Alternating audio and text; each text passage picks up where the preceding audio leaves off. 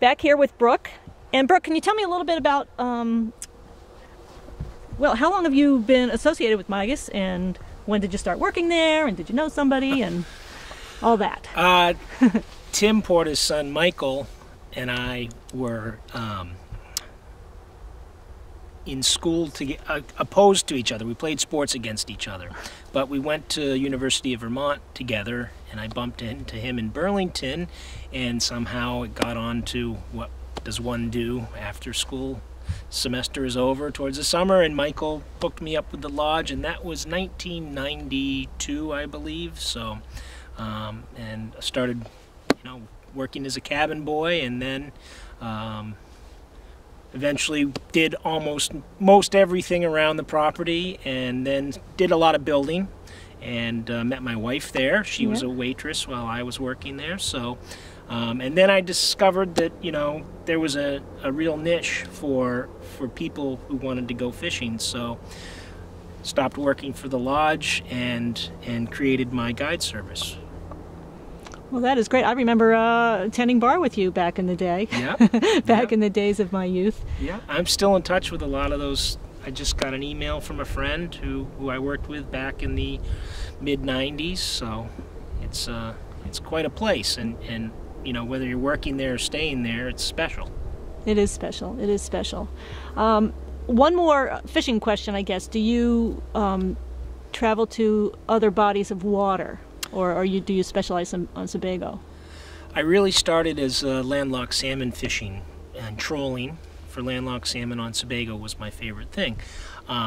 Sebago is one of the 5 original watersheds where the landlocked salmon was created. And it was created, I say created, because when man started damming, what was the Atlantic salmon could no longer get into those bodies of fresh water to spawn. So they started becoming simply freshwater salmon.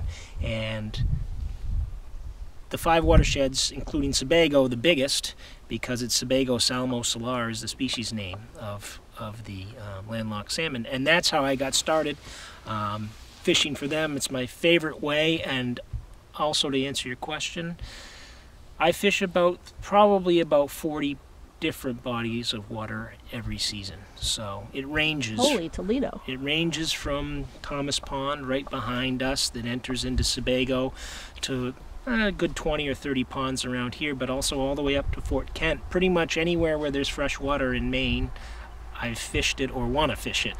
Fantastic. Fantastic.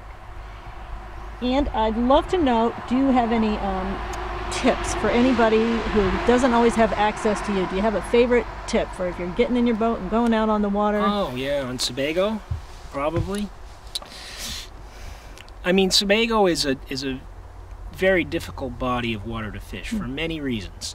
The water is so super clear that fish can see you before you see them. So sight fishing is out of the gig.